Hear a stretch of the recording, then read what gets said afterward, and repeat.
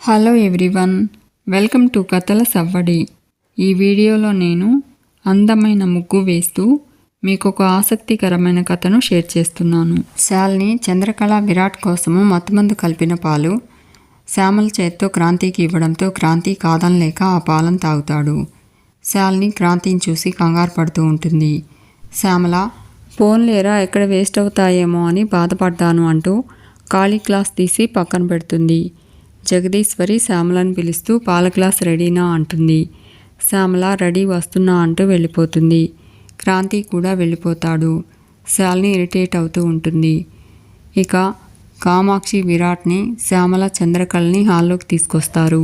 శాలిని, నేనేదో చేయాలనుకుంటే ఇంకేదో జరుగుతుంది. వాళ్ళు తాగాల్సిన పాలు క్రాంతి తాగడం ఏంటో కర్మ అనుకుంటూ నా టైమే బాలేదు అసలు అనుకుంటుంది. శ్యామల విరాట్తో అమ్మా నాన్నల ఆశీర్వాదం తీసుకోండి అంటుంది. విరాట్ చంద్రకళ, జగదీశ్వరి రఘురాం పాదాలకు నమస్కారం చేస్తారు.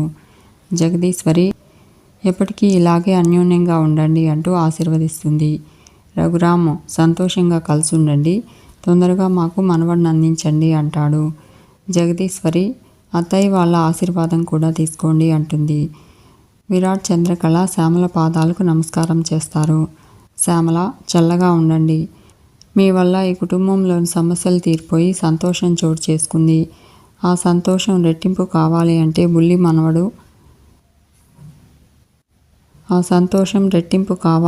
బుల్లి వారసుడు ఇల్లంతా తిరగాలి అంటుంది. విరాట్, మీరందరూ ఇంత గట్టిగా కోరుకుంటున్నారు కాబట్టి తొందరలోనే మీ కోరికను తీరుస్తానత్తా, ఇక నుంచి ఆ పనిలోనే ఉంటాను అంటాడు. చంద్రకళ, ఏంటి బావా నువ్వు అంటుంది. శ్యామల చంద్రకళతో, ఇంకాస్త లేట్ చేస్తే వీడు నిన్ను బలవంతంగా ఎత్తుకుని వెళ్ళిపోయేలా ఉన్నాడు అంటుంది. అందరూ నవ్వుకుంటారు. విరాట్ చంద్రకళ కామాక్షి పాదాలకు నమస్కారం చేయబోతూ ఉంటే కామాక్షి వద్దొద్దులే అంటుంది.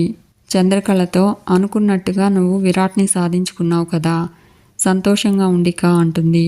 శ్యామల, సరిగా నీకు దీవించడం కూడా రాదంటే అంటుంది. కామాక్షి, నాకు అలాగే వచ్చు అంటుంది. క్రాంతి విరాట్ దగ్గరకు వెళ్ళి, అన్నయ్య, you are really made for each other అంటాడు. ఎన్ని కష్టాలు ఎదుర్కొన్నా ఒకరి తోడు ఒకరు వదలకుండా కలుసున్నారు. మీరెప్పటికీ ఇలాగే ఆదర్శ జంటగా కలిసుండాలని మనస్ఫూర్తిగా కోరుకుంటున్నాను అంటాడు. విరాట్ క్రాంతిని హక్ చేసుకుంటాడు. క్రాంతి చంద్రకళతో, మా ఇంట్లో ఇప్పటి వరకు బాధలు కష్టాలు మాత్రమే చూశావు. ఇకపై నువ్వు సంతోషంగా ఉండాలి వదినా, ఇకపై నువ్వు సంతోషం మాత్రమే చూడాలి అంటాడు. You both deserve A happy life అంటాడు. చంద్రకళ, నేను ఆశపడ్డట్టుగా మీ అందరి అభిమానం నాకు దక్కింది. ఇంతకన్నా సంతోషం నాకేముంటుంది క్రాంతి అంటుంది. బావ నా మెడలో తాళి కట్టినప్పుడు మీ అందరికీ ఇష్టం లేకపోయినా నేను బలవంతంగా ఇంట్లోకి అడుగుపెట్టాను. కానీ అందరి ఆశీర్వాదంతోనే దాంపత్య జీవితంలోకి అడుగు పెట్టాలనుకున్నాను. ఆశ కూడా నెరవేరుతుంది. ఇక ఈ లైఫ్లో ఏ లోటు లేదు అంటుంది. శాలిని, నిజమైన ప్రేమకు నిదర్శనం మీ జంట. ఆ ప్రేమ మీ మధ్య కలకాలం అలాగే ఉండాలి. I wish you all the best అంటుంది.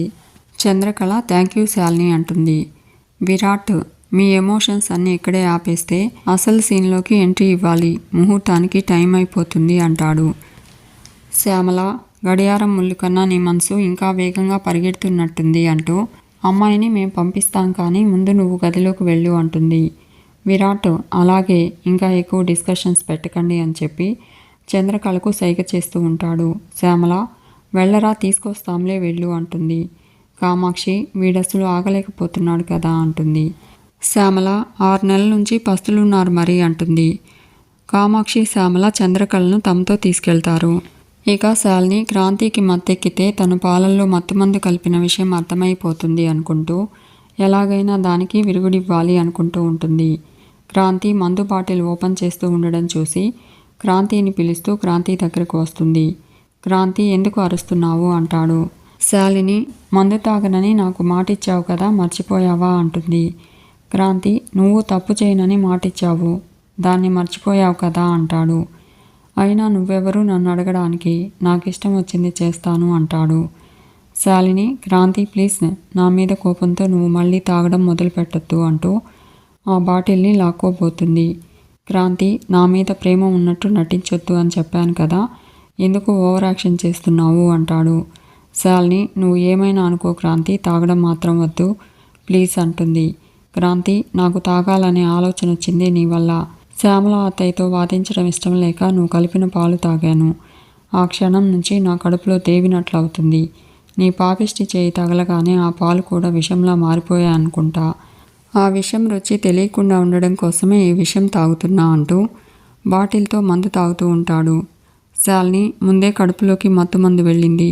ఇప్పుడు ఈ ఆల్కహాల్ మత్తు కూడా దానికి తోడైతే ఏమవుతుందో ఏంటో అనుకుంటూ భయపడుతూ ఉంటుంది. ఇక విరాట్ చంద్రకళని టచ్ చేయబోతూ ఉంటాడు.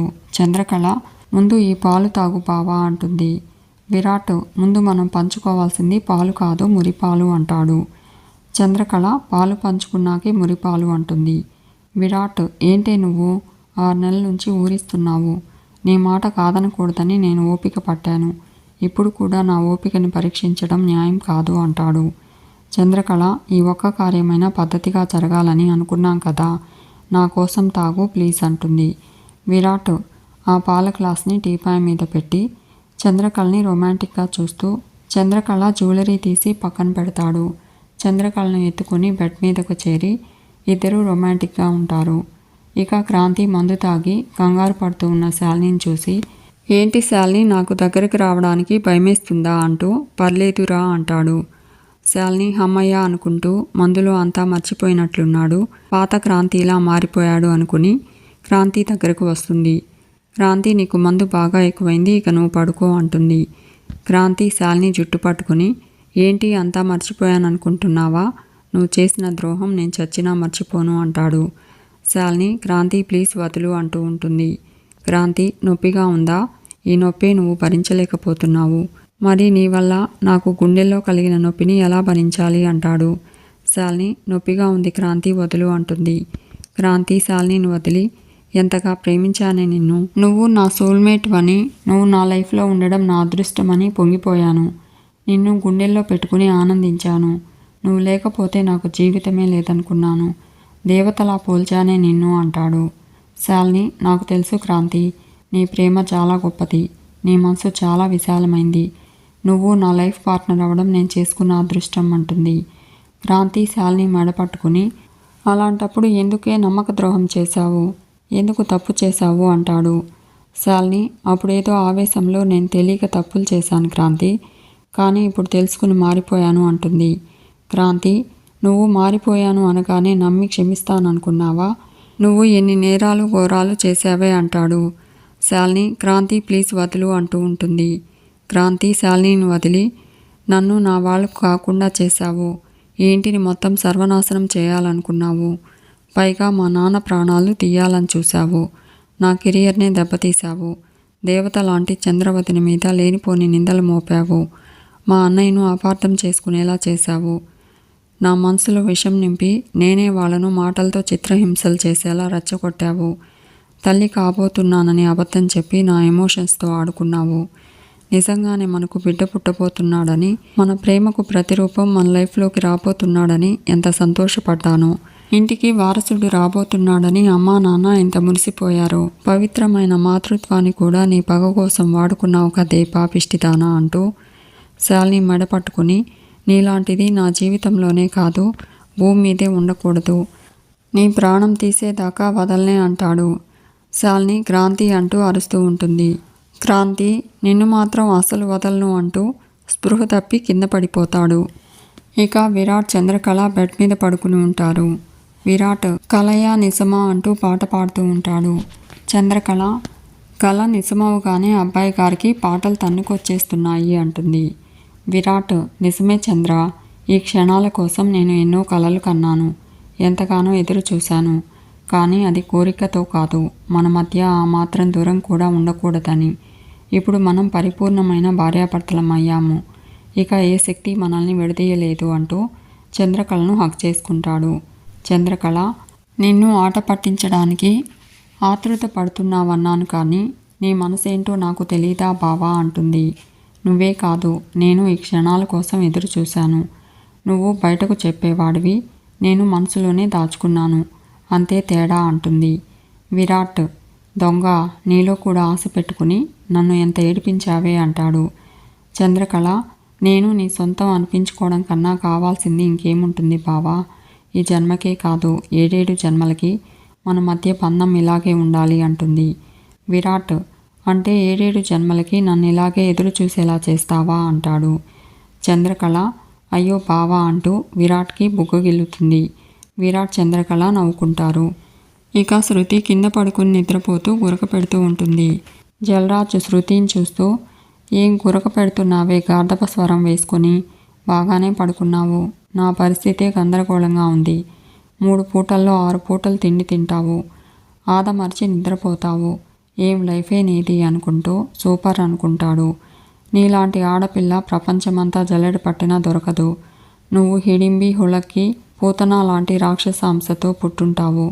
ఛీ వెధవ జీవితం అనుకుంటూ పెళ్ళైందన్న మాటే కానీ ఒక ముద్దు లేదు ముచ్చట లేదు, ఒంటరి బ్రతికైపోయింది అనుకుంటాడు.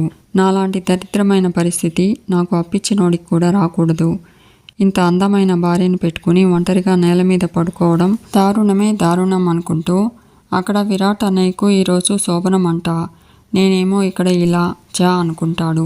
శృతిని చూసి ఎంత ముద్దొస్తున్నావే అనుకుంటూ శృతిని టచ్ చేయబోతూ వద్దులే భార్య అయినా పర్మిషన్ లేకుండా టచ్ చేయకూడదు అనుకుని నో అంటే నో అనుకుంటాడు. టచ్ చేయకపోయినా ఇలా చూస్తూ మైమర్చిపోయి నిద్రపోవచ్చు కదా అనుకుని శృతిని అలా చూస్తూ ఉండిపోతాడు. ఇక విరాట్ చంద్రకళతో నీకోసం నేను దసరా పుల్లోడ్లా వెయిట్ చేస్తున్నాను, కనీసం నువ్వు నన్ను అబ్జర్వ్ చేశావా అని అడుగుతాడు. చంద్రకళ నువ్వు లుంగి కట్టావేంటి కొత్తగా అంటుంది. విరాట్ నువ్వేంటి పాల గ్లాస్తో రాకుండా వాటర్ బాటిల్ తీసుకొచ్చావు అంటాడు. చంద్రకళ రోజూ తెస్తారేంటి పాల గ్లాసు అంటుంది. విరాట్ ఒక్క రోజుతోనే మూసిపోతుందనుకున్నావా అంటూ లైట్స్ ఆఫ్ చేసి 3 రాత్రులు ముచ్చటగా జరగాల్సిందే అంటూ విరాట్ చంద్రకళతో రొమాంటిక్గా ఉంటాడు. మీకు ఈ వీడియో నచ్చితే లైక్ చేయండి, షేర్ చేయండి, తప్పకుండా సబ్స్క్రైబ్ చేసుకోండి. Thanks for watching.